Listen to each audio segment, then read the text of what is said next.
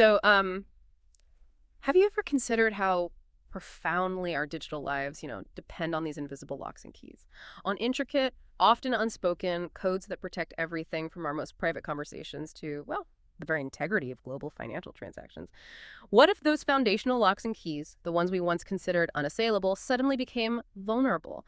Not through some dramatic hack, maybe, but just through the slow march of technological progress. Or even worse, because they were never actually designed to change in the first place.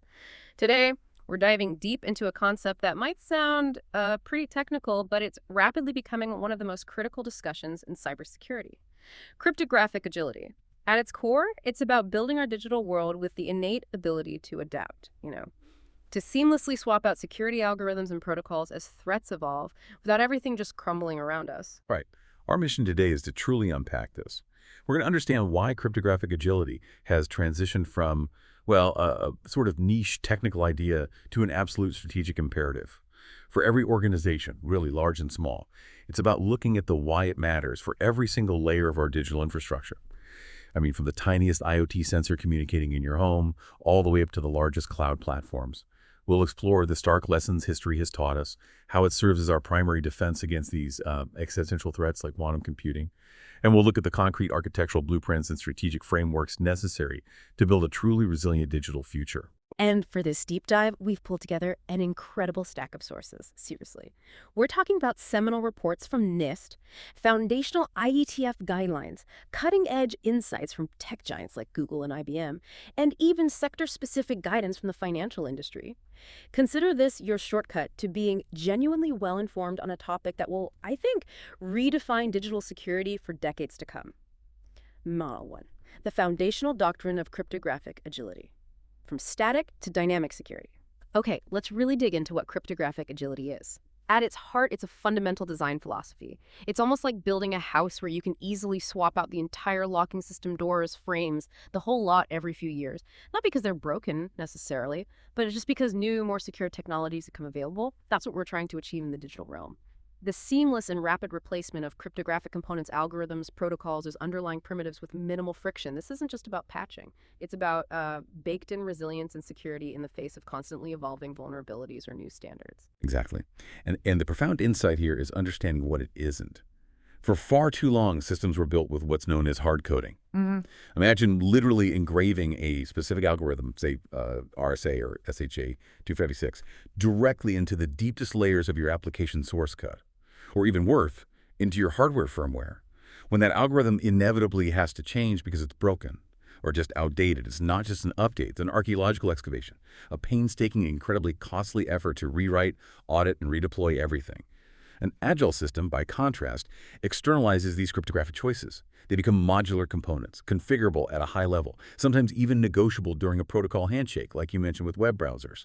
It's a powerful acknowledgement that cryptography is not some static fortress, but a dynamic, ever-evolving landscape.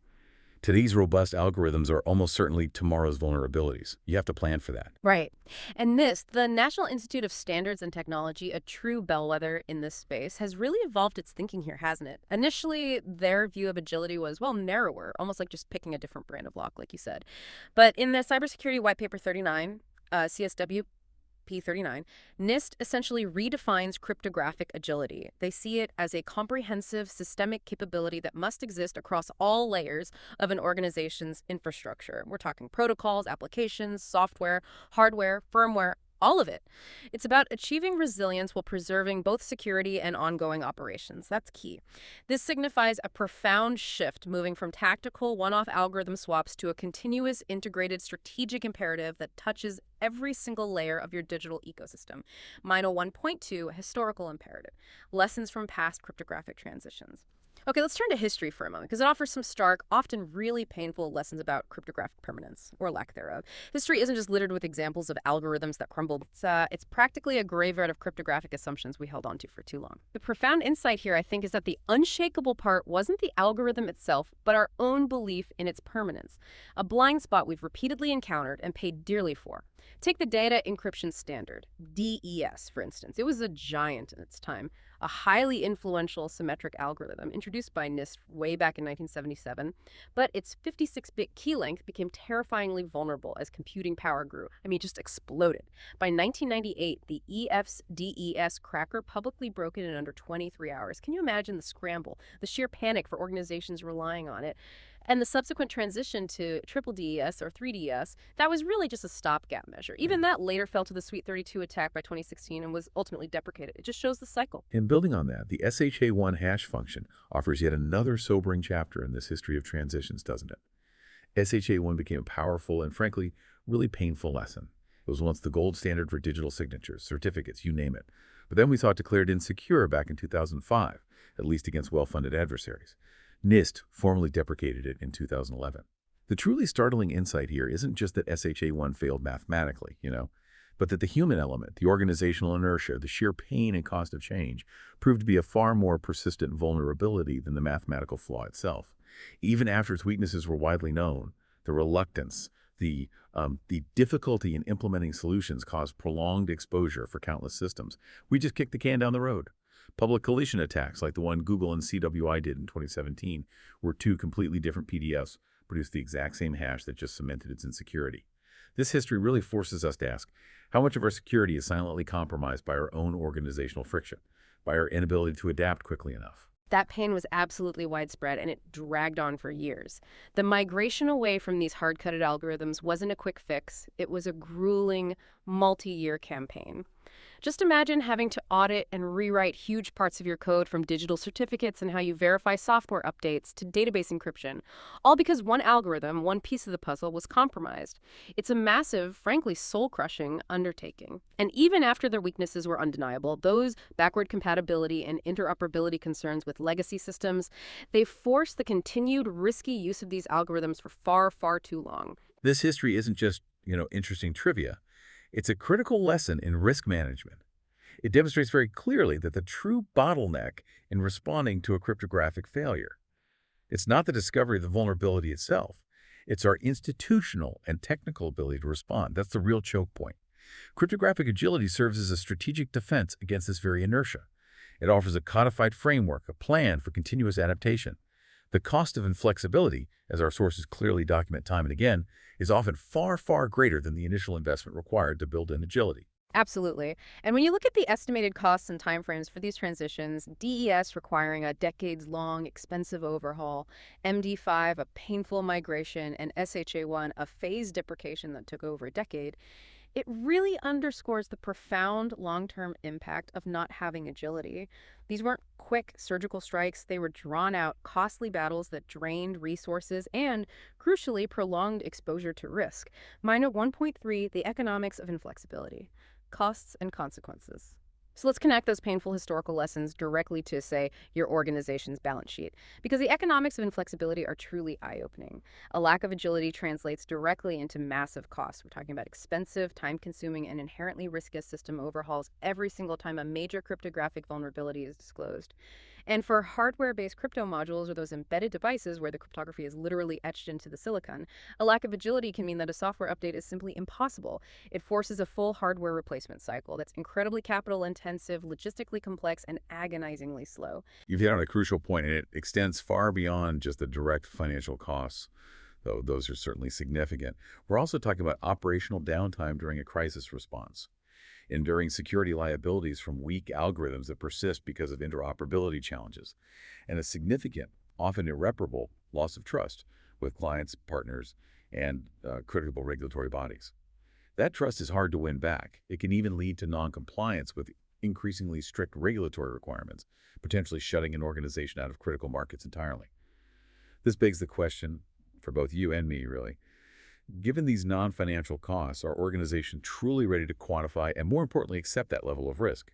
Or are we still largely underestimating it? The consequences truly extend far beyond a simple balance sheet entry. It's about reputation, continuity, everything. That's a critical distinction, and it highlights the central economic benefit of investing in crypto agility. It's about transforming risk itself. It's a mindset shift. Instead of facing the unpredictable, potentially catastrophic risk of a sudden, widespread cryptographic failure, a true black swan event, it becomes a predictable, routine, and manageable operational expense. It's about having a response plan, a playbook that turns a cryptographic emergency into just another scheduled update. That's a huge shift in how we approach security. It reframes it from a series of frantic fire drills to a structured, resilient, and proactive business function, one that provides genuine strategic options, not just reactive patching. 2, the quantum threat, a catalyst for cryptographic agility. Now, if those historical failures weren't enough to convince you of the urgency, there's a looming, some would say, existential threat that demands our immediate attention: the dawn of practical quantum computing. And it's largely driven by two, frankly, mind-bending algorithms first articulated decades ago that promise to dismantle our current cryptographic foundations. Shor's algorithm, yeah. For those immersed in this world, it's the ultimate cryptographic game changer. It doesn't just chip away at our current security. It fundamentally dismantles the very mathematical bedrock of RSA and elliptic curve cryptography, or ECC. Those hard problems, large integer factorization and discrete logarithms that we've relied on for decades. Shor's makes them feasible. A sufficiently powerful quantum computer running Shor's could potentially break a 2048-bit RSA key in hours or days, a task would take billions of years for even the fastest classical supercomputer we have today. We're talking about the complete obsolescence of our current public key infrastructure, not in theory, but in a future reality. That impacts secure communications, e-commerce, digital signatures. Globally, it's foundational. And then there's Grover's algorithm. Now, while it's not as existentially catastrophic as Shor's for public key crypto, it's still a huge deal, right? Grover's provides a quadratic speedup for brute force search processes.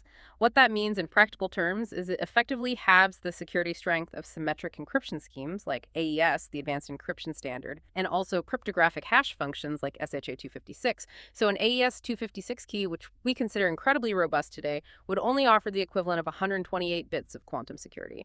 That makes it far more vulnerable than intended to future quantum brute force attacks. Still strong, but not what we thought. Exactly.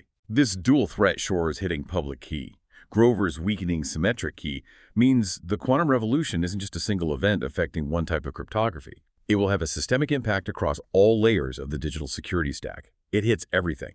It mandates a holistic, comprehensive response that requires agility across literally all protocols and systems, not just, patching one specific area. This begs the question: are we as an industry and as individual organizations truly prepared for such a comprehensive fundamental shift?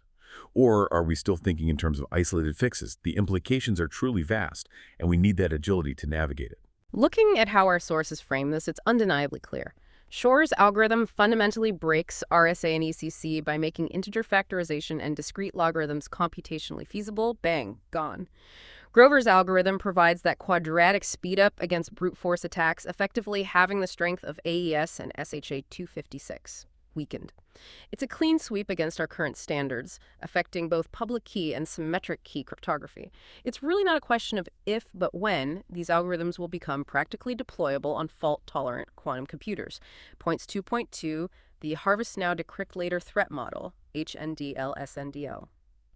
Okay, as if the immediate quantum threat wasn't enough, there's this concept that really redefines the long-term stakes: harvest now, decrypt later, or sometimes called store now, decrypt later. It's a sobering thought, isn't it?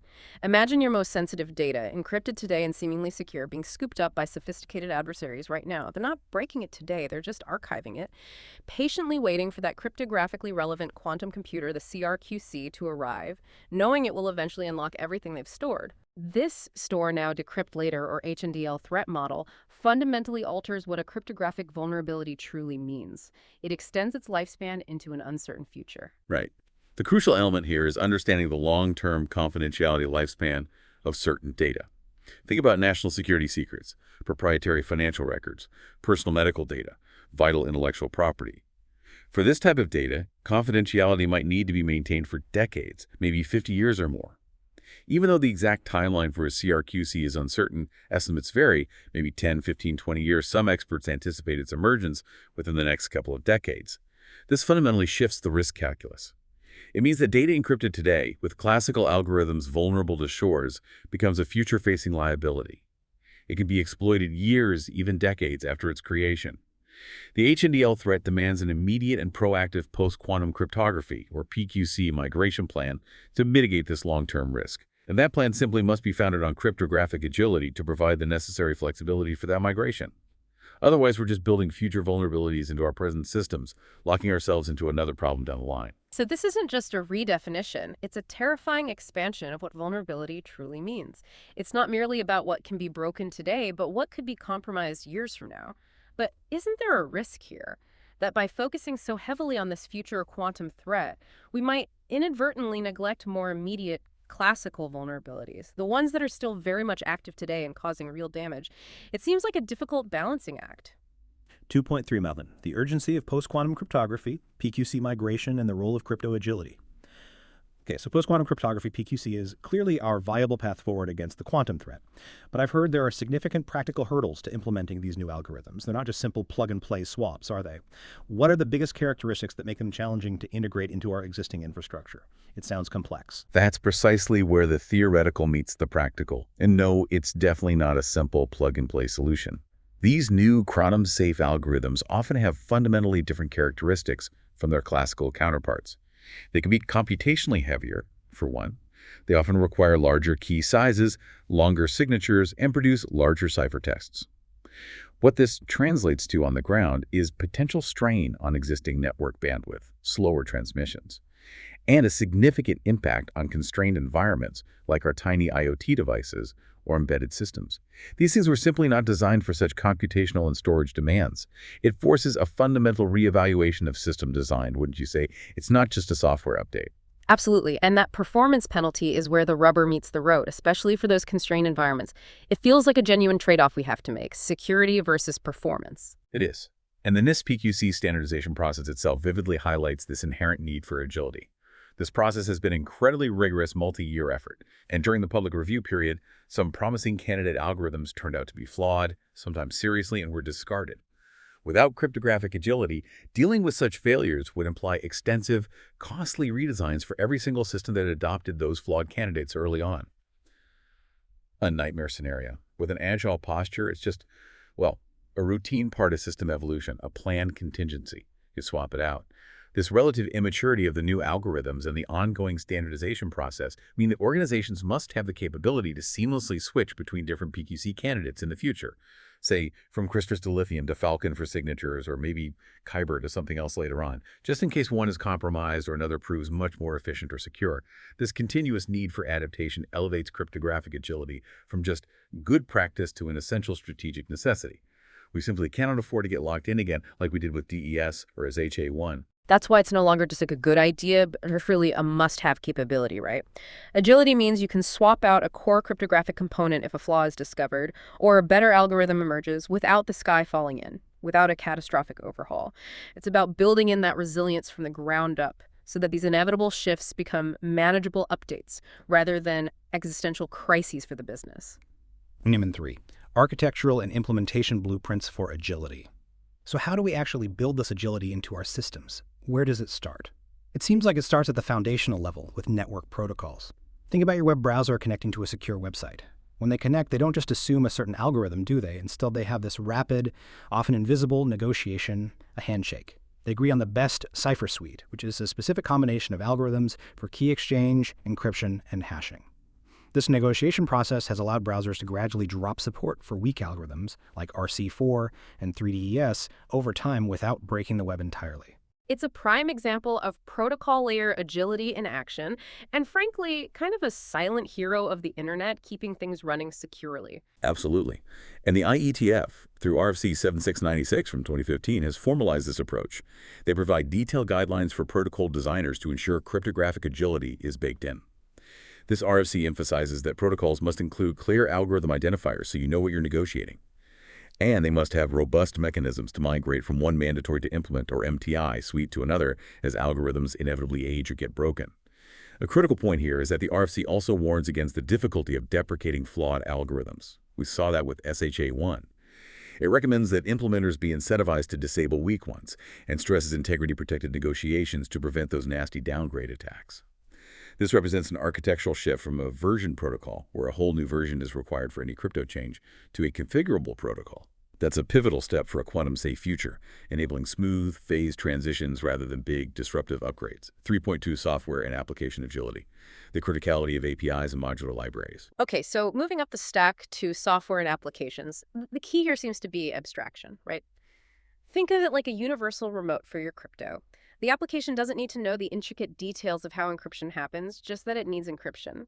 We achieve this by cleanly separating cryptographic logic from the application's core business logic, usually using cryptographic application programming interfaces, or APIs, and modular libraries. The Java Cryptography Architecture, JCA, is a classic example. It offers a standard interface.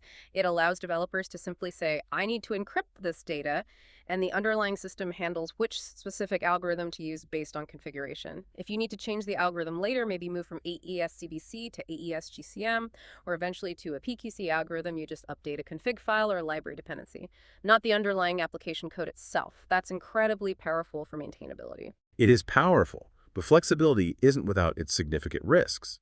This is important nuance that our sources really highlight well. The case of JSON Web Token, or JWT, is a stark reminder of the challenges that arise when a cryptographic standard is designed with maybe too much flexibility, without sufficient guardrails. While JWT's inherent cryptographic agility, allowing for multiple signing algorithms, ALKETR, did enable innovation, it also led directly to serious vulnerabilities. We have to learn from that. One prominent example was the infamous ALG-NONE attack. Attacker could literally bypass the signature mechanism entirely by simply changing the algorithm field in the JWT header to none. Ouch. A more subtle but equally dangerous vulnerability known as algorithm confusion also emerged. Here, a system could be tricked into treating a public key, used for asymmetric signing like RS-256, as a shared secret, used for symmetric sign-in like HS-256. Because the public key is public, an attacker could forge a token using the public key as the secret, and the server might wrongly validate it. This forces us to ask, how do we ensure agility, in its pursuit of future-proofing, doesn't inadvertently become a source of new, immediate vulnerabilities? It's a balancing act. The mitigation is absolutely crucial here. Agility must be accompanied by strict validation and robust policy enforcement alongside API usage. You need to explicitly allow list algorithms, validate headers rigorously, and avoid these ambiguities. Megas 3.3 hardware considerations, from fixed accelerators to upgradable FPGAs and HSMs. Okay, let's talk hardware. This seems like a tougher nut to crack when it comes to agility. Many modern processors often incorporate powerful, built-in cryptographic accelerators for speed. That's great for performance. But once they're deployed, they're fixed, right? Generally, you cannot update them to support entirely new algorithms after the chip is manufactured. So if a fundamental flaw is found in that hard-coded implementation, maybe in the AES accelerator itself, it's like needing to replace the entire engine of a car just because of a faulty spark plug. A full chip replacement might be the only solution. That's incredibly costly and time-consuming. This reality is particularly problematic for long-lived devices, things used in critical national infrastructure, industrial control systems, medical devices, or deeply embedded systems. Where the hardware's lifespan might far exceed the security life of its hard-coded cryptography, that's a ticking time bomb. You've highlighted one of the most significant barriers, absolutely. The solution, really, lies in designing hardware with adaptability built in from the start. It's a design philosophy change. Field programmable gate arrays, or FPGAs, for instance, are kind of revolutionary in this context. They contain logic blocks that can be reconfigured via firmware updates after deployment. This means they can be reprogrammed to support entirely new algorithms, including PQC algorithms, offering a critical path for transition without having to rip and replace the entire device. That's huge. And hardware security modules, HSMs, those dedicated crypto processors used for high-assurance key management and operations, are also evolving to offer a significant degree of agility. Modern HSMs, especially modular or exchangeable ones, often support firmware-level updates to add new algorithms and mechanisms for secure key replacement. They're especially valuable for long-lived systems where a complete overhaul just isn't feasible or economical. A critical insight here, though, is that this requires a fundamental shift in supply chain management and procurement practices. Organizations must start demanding that their vendors design hardware with upgradability and adaptability in mind from day one. It needs to be a requirement. So it's not just a technical design choice anymore. It's becoming a critical business requirement. You need to demand this built-in adaptability and a clear roadmap for upgrades from your vendors. Agility now becomes a non-negotiable factor in long-term product viability and compliance. Without it, you're essentially buying into a future liability, aren't you? Money for the challenges and trade-offs of an agile posture. Okay, but here's the twist in the plot, right? Achieving this long-term security through cryptographic agility often means accepting a short-term, maybe even ongoing increase in complexity. Is that fair to say? More moving parts, more layers of abstraction, more code, more interfaces, more negotiation logic, more fallback paths. It can inherently make systems harder to understand, harder to test thoroughly, and harder to maintain, especially in fast-paced development environments. And doesn't this inevitably lead to a larger attack surface? It feels like a fundamental paradox. The flexibility you need can introduce new vulnerabilities if you're not extremely careful. That's a critical point, and yes, it's absolutely fair to say. It forces us to ask, can flexibility itself become a vulnerability? The paradox is absolutely real. The very flexibility that enables seamless algorithm swapping can also lead to dangerous misconfigurations, like accidentally enabling a weak or deprecated algorithm in a production environment because of, say, a lack of secure defaults or insufficient policy enforcement during configuration. We've seen it happen. Agility alone doesn't guarantee security. It requires sophisticated understanding, disciplined engineering practices, and robust continuous testing. You can't just flip a switch and be agile. The trade-off is clear. You gain long-term resilience and future-proofing, which is essential. But you must make a significant ongoing investment in managing the immediate complexity and implementation risks. Without that discipline, agility becomes a double-edged sword, potentially making things worse, not better. 4.2 downgrade attacks and misconfigurations. Lessons from JWT and TLS. And these aren't just theoretical risks, are they? We've seen downgrade attacks happen in the wild with real consequences. If that algorithm negotiation isn't handled with extreme care and, importantly, integrity protection, attackers can potentially force systems to fall back to weaker or even deprecated algorithms. Remember the PODL attack on TLS a few years back? Attackers could actually force systems to revert to the ancient SSL 3.0 protocol from 1996, which had known severe vulnerabilities. It's like having a high security vault, but leaving a secret backdoor that only uses a flimsy padlock. All the front door security is useless if you can force a downgrade. Exactly. And the JWT vulnerabilities we discussed earlier perfectly illustrate this same principle, but through a different mechanism, misconfiguration enabled by flexibility. The flexibility to choose algorithms was directly exploited. That algorithm confusion attack, for example, could trick a server into validating a tampered token simply by misinterpreting a public key, meant for RS-256, as a shared secret, meant for HS-256. Because the public key is, by definition, public, an attacker could easily use it to re-sign a tampered token with HS-256. The server, if misconfigured to accept either algorithm for the same token type, would then mistakenly validate it using the public key as the secret key. Boom, compromise. This shows again that technical agility must be paired with strict, explicit policies. Policies that govern exactly which algorithms are permitted for which context, how they are prioritized, and how they are handled throughout the system lifecycle. Without that operational discipline to manage it correctly, a technically agile system is not necessarily secure. It can simply be agile at failing, finding new ways to be insecure. Right. So it's not enough to simply have the capability. You need the discipline to wield it correctly. It's process as much as tech. Our sources table on the paradox of agility really lays this out clearly. For increased complexity, the mitigation is disciplined engineering and automated testing. For misconfiguration risks, it's secure defaults and strong policy enforcement. Limit the choices, downgrade attacks. Strict version and algorithm validation and robust protections during the handshake. And performance overhead is managed by careful planning and hardware optimization, accepting some trade-offs. It's about being smart with our agility, not just blindly implementing flexible features. Money 4.3 performance and resource overhead. Okay, let's talk performance again, especially with PQC. The move to post-quantum cryptography puts a sharp focus on performance, and not always in a good way initially, right? These new quantum-safe algorithms often aren't as computationally lightweight or efficient, at least not yet, compared to what we're currently using like ECC. The increase in key sizes, sometimes significantly larger signature lengths, and ciphertext volumes can strain network bandwidth and potentially slow down communication quite noticeably. This is particularly problematic for our tiny IoT devices, or those deeply embedded systems we mentioned. Things with limited processing power, constrained memory, or tight battery life budgets. They might really struggle to handle the new demands. That's a critical real-world constraint, absolutely. It truly demands a new balance, a conscious trade-off between security, performance, and cost. It's arguably a necessary cost of future-proofing our digital world against the quantum threat. You have to pay it somehow. But the good news is, agility also provides the essential flexibility to switch to more efficient options as PQC research matures and implementations become more optimized over time. This field is evolving rapidly. Agility allows organizations to make more informed trade-offs over time, ensuring that as new, more fitting algorithms become available, or perhaps better hardware implementations are discovered, systems can adapt. You're not locked into suboptimal choices simply because you were an early adopter. You can evolve with the technology. Right, 4.4. The constraints of policy and compliance. Now, it's not just a technical or performance problem either, is it? There's also the whole realm of policy and bureaucracy, which often lags behind technological advancements, sometimes significantly.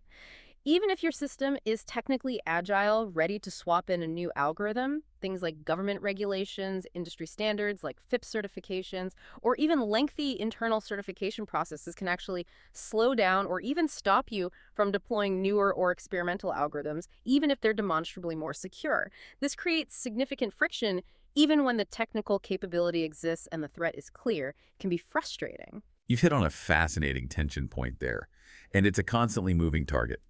We see governments and standards bodies like NIST actively issuing new guidance and deadlines. For example, the final mandate to phase out SHA-1 completely by 2030, that requires action.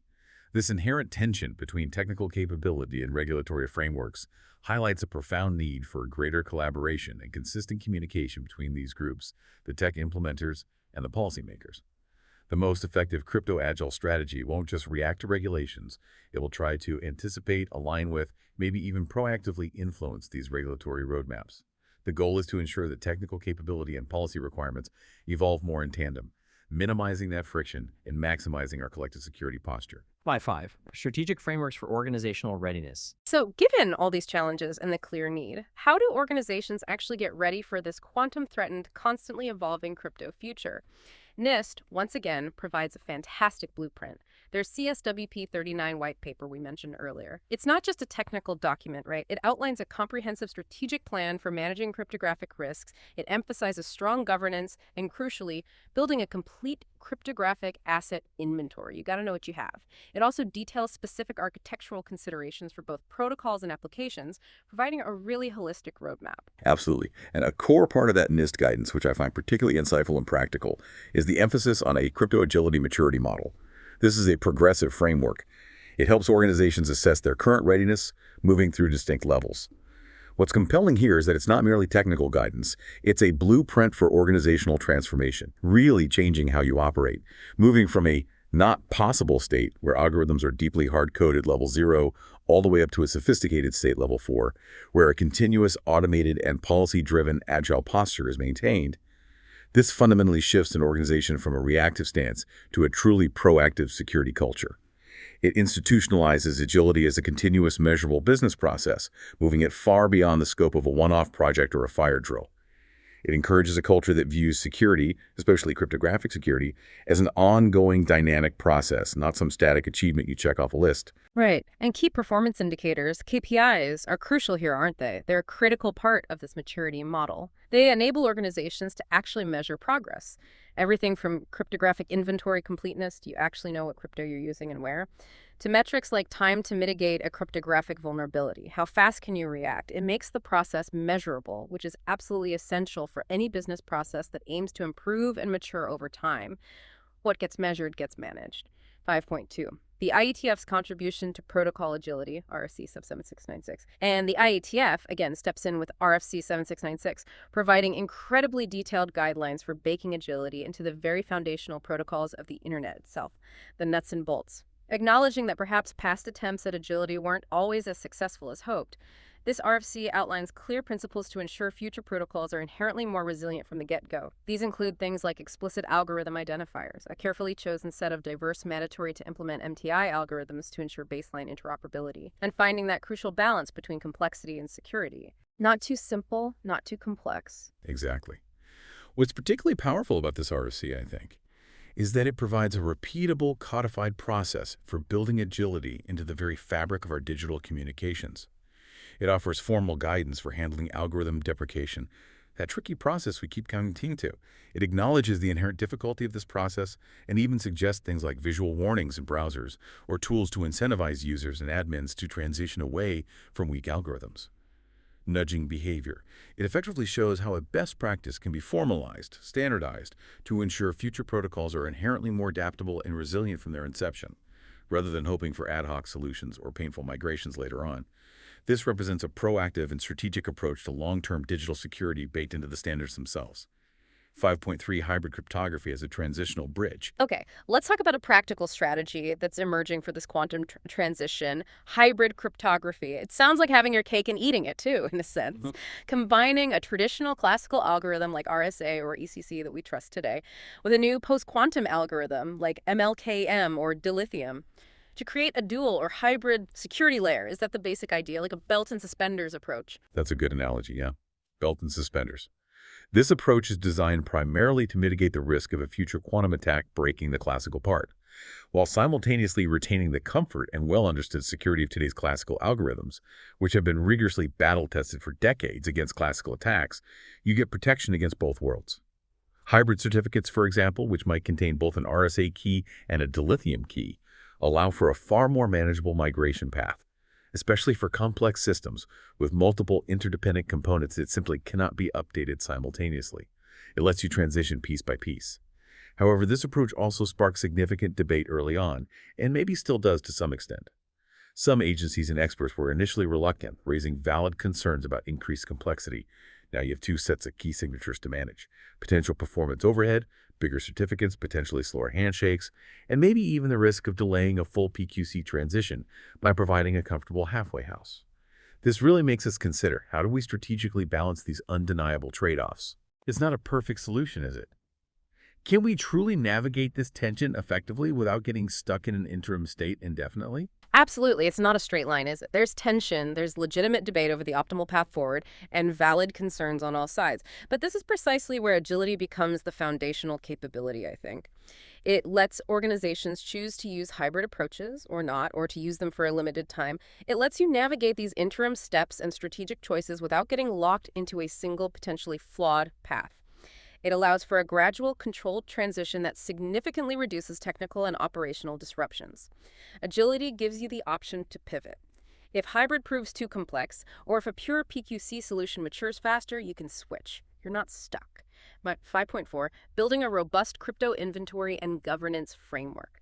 Okay, so before you can do anything strategically about agility or PTC migration, you need to know what you have, right? That seems fundamental. That means building a comprehensive cryptographic inventory, a detailed audit of where and how cryptographic algorithms, keys, certificates, and protocols are actually used across your entire infrastructure. Tools like SBOM, a software bill of materials, are helpful here. And now we're seeing the emergence of CBOM, a cryptographic bill of materials, which is even more specific. It's about gaining fundamental granular visibility into your digital dependencies. What crypto are you actually running? You've articulated a profound truth there, one that echoes through all cybersecurity. An organization cannot secure what it cannot see. It's that simple.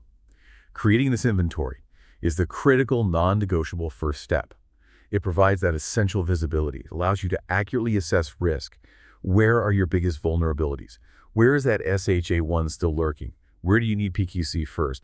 And it establishes the control required to make an agile strategy a reality. It moves the conversation from a hypothetical nebulous threat quantum is coming to a concrete, actionable plan for business continuity.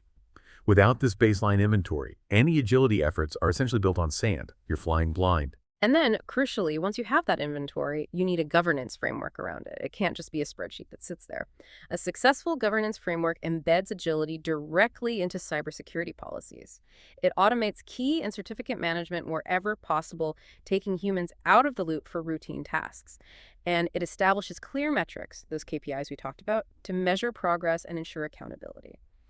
The ultimate goal here is to transform those cryptographic updates, replacing certificates, upgrading protocols, swapping algorithms from a manual fire drill, that reactive panic-driven process, into a routine, policy-driven, and ideally automated process. That's not just better security, that's true business continuity right there. That's resilience. Fernie 6, agility in action, real-world examples and case studies. Okay, let's revisit the painful lessons from SHA-1 and MD5 just one more time. Because these aren't just historical footnotes, they're potent, real-world case studies in the high cost of cryptographic inflexibility. Even after their cryptographic weaknesses became undeniably evident, organizations faced immense challenges in migrating away from them. Why? Primarily due to deeply hard-coded dependencies, certificates, digital signatures, software update mechanisms, authentication protocols. So many things relied on these algorithms. They had to be painstakingly audited and often rewritten. A complex and expensive undertaking for literally hundreds of thousands, maybe millions, of systems worldwide. The inertia was huge. Right. And what consistently stands out to me in these examples is the false sense of security that can persist for far too long. It's a human factor as much as a technical one. Systems might be technically agile in some isolated ways, maybe the protocol allowed for SHA-256. But if there's no operational will, no consistent process discipline to actually rotate cryptographic components over time and deprecate the weak ones, those systems remain exposed. The prolonged widespread use of SHA-1 well after its formal deprecation perfectly illustrates this risk. We kept using it for backward compatibility, accepting the risk. It highlights that the true challenge isn't just acquiring the technical capability for agility, but cultivating the organizational commitment to continuously act on that capability. Without that commitment, even the most technically agile system becomes effectively static and vulnerable over time. 6.2 Real-world agility in practice. The TLS 1.3 handshake and Google's PQC initiatives. Okay, but on the flip side, we have incredible examples of agility working well in practice today. TLS 1.3, the latest version of the protocol securing web traffic, for instance. It's often cited as a best-in-class example of protocol-level agility. Its innovative hybrid key exchange mechanism, used by some implementations, combines classical algorithms like ECDH with experimental PQC algorithms. It's like having those two keys for one lock we talked about. A classical one for immediate proven security and a post-quantum one that's future-proof, giving you the best of both worlds during this transition period. This intelligent design allows early adopters to test and deploy new PQC technologies today, gather real-world data while retaining the proven security of current, well-understood classical algorithms. Smart. Absolutely. And Google's proactive PQC initiative really provide a robust blueprint for other large organizations. They demonstrate a serious large-scale enterprise-level commitment to this concept. They've not only integrated PQC algorithms, often in hybrid modes, into their core infrastructure, things like internal RPCs protecting Chrome users' connections, but have also developed influential open-source libraries like Tink. Tink makes it easier for developers, both inside and outside Google, to securely use current and future cryptographic algorithms with greater ease, abstracting away some of the complexity. What's truly fascinating here is how they've proven that complex, agile designs are not only feasible at scale, but are absolutely crucial for a smooth and effective transition to a post-quantum world. By intentionally building their systems with robust APIs and modularity from the ground up, Google offers a tangible template for others to follow. They demonstrate that agility isn't just a technical problem to solve, but a strategic business imperative to embrace now. 6.3 Sector-specific readiness, the financial services industry's response. Now, the financial services industry, they're particularly vulnerable to the quantum threat, aren't they? Given the incredibly long-term confidentiality requirements of financial data, transaction records, customer information, and the potential for truly catastrophic systemic losses if that data were compromised years down the line by H&DL. So their proactive response is really important to watch and potentially learn from. Absolutely. They have a lot at stake. The Financial Services Information Sharing and Analysis Center, or FS-ISAC, had proactively developed a PQC framework specifically to guide member firms in becoming crypto-agile. This framework emphasizes a structured process, starting with crypto discovery again, knowing what you have, that inventory, following rigorous risk assessment, what's most critical, what has the longest lifespan, and then developing a phased migration plan, prioritizing those high-risk and long-lived systems for early action, likely using hybrid approaches initially. It serves as an excellent model for proactive, risk-based strategic planning for an entire sector. It demonstrates that the move to agility is seen as a critical component of institutional resilience and overall market integrity for the financial world. It's a collective defense strategy, which is smart. 6.4. Other industry and government examples. And we're seeing this commitment to cryptographic agility gaining significant traction across the board now. Beyond just Google and finance, Microsoft, for instance, integrates agility into Windows and Azure using their Cryptography Next Generation API, or CNG. It allows for pluggable crypto providers, making swaps easier. They've even implemented hybrid PQC options in TLS within Windows and offer automated certificate management via Azure Key Vault to streamline those painful rotations. They learned from SHA-1 too. Then in the blockchain space, which relies heavily on cryptography, we see projects like SUI Network baking in PQC readiness with version primitives from the start. And the Internet Computer Protocol, ICP, is touting technologies like NIDKG, non-interactive distributed key generation, partly for quantum readiness. Even government agencies are pushing this. The U.S. Department of Homeland Security has infographics promoting agility for critical infrastructure updates.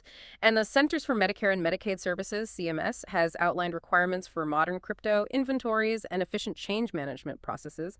It's becoming a universal mandate, really. Pleta 7, the long-term vision. Crypto agility by design. So the ultimate goal here, the long-term vision, it seems like it's a huge fundamental shift in thinking.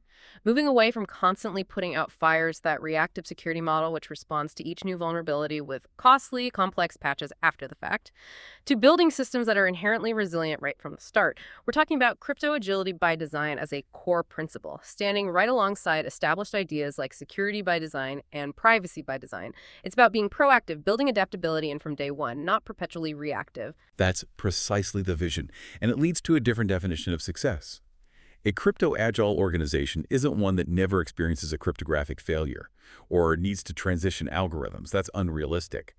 Instead, it's one that is inherently resilient to such failures when they inevitably occur. It's an organization with a response plan, with the technical hooks and the governance processes in place. That transforms a potential cryptographic emergency into what is essentially a routine planned update.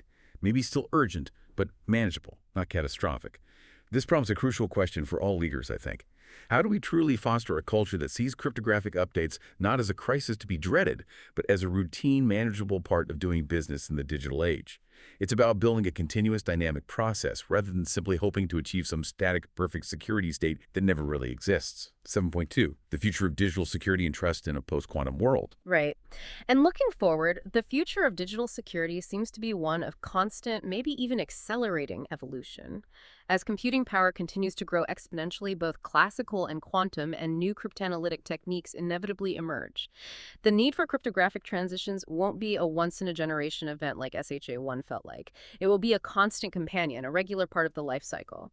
Agility isn't just a solution to the current PQC problem, it's truly the only sustainable way to navigate this unpredictable reality long-term. Exactly. And this leads to a profound shift in the very nature of trust itself in the digital world. In the post-quantum era, trust will no longer be placed solely in the perceived longevity or theoretical unbreakability of a single static algorithm. We know they don't last forever. Instead, trust will be placed squarely in an organization's demonstrated capability to adapt, to continuously monitor, assess, and rotate its cryptographic components, to prove its ongoing resilience. Agility will become a core business capability, a differentiator, and a definitive marker of forward-thinking, responsible leadership. Customers and partners will demand it. And this journey to crypto agility, with its emphasis on inventory, governance, modularity testing, and a flexible mindset, also offers broader universal lessons. These principles apply to so many other critical areas of cybersecurity and digital transformation. Things like managing software dependencies, adapting to new regulations, handling cloud configuration drift. It's a valuable blueprint for navigating any complex, unpredictable digital future, not just crypto threats. 7.3, future trends in cryptographic agility.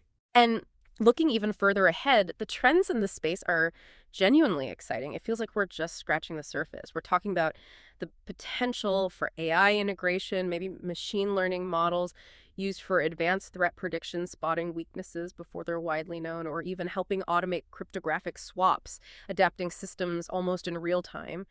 There's talk of zero-knowledge agility, the ability to seamlessly swap out different zero-knowledge proof schemes like Zscaler snarks or Zscaler starks in privacy-preserving protocols as that field evolves incredibly fast. We'll likely see more decentralized agility, maybe with blockchain-based decentralized autonomous organizations, DAOs, voting on and governing algorithm updates in a transparent, community-driven way for certain platforms. There's also a significant regulatory push definitely underway, with directives like the EU's NIS2 possibly mandating certain agility capabilities by 2026 or soon after. Compliance will drive adoption, and of course continuous hardware advances, including maybe quantum-resistant chips with FPGAs built right in for reconfigurability becoming more standard. This entire field is just exploding with innovation, constantly pushing the boundaries of what's possible in digital resilience. Outro. Wow. Okay, so after this deep dive, what are the big actionable takeaways? Where do we land? First, it seems crystal clear. Cryptographic agility is no longer optional. It's a critical, non-negotiable component of modern cybersecurity. Full stop. We've explored the painful lessons of the past, seeing how hard coding led to decades of vulnerability and costly migrations, and we now understand the existential, forward-looking threat of the quantum future, especially with that chilling harvest now, decrypt later threat model hanging over long-lived data. It truly demands a proactive, agile posture as a fundamental part of modern risk management. You just have to do it. Indeed. We've seen that achieving this requires a holistic approach, touching everything from the deepest layers of hardware right up to the highest levels of application protocols and governance. It's systemic. It presents challenges, certainly increased complexity that needs managing, the real risk of misconfigurations if you're not careful, performance overheads to consider, but the cost of inaction, as history starkly reminds us with DES, MD5, SHA-1, that cost far outweighs the investment needed to implement an agile posture. The strategic recommendations emerging from NIST, IET, FAF, SHOA are clear and consistent. Establish that comprehensive cryptographic inventory. Implement a robust governance framework with clear ownership.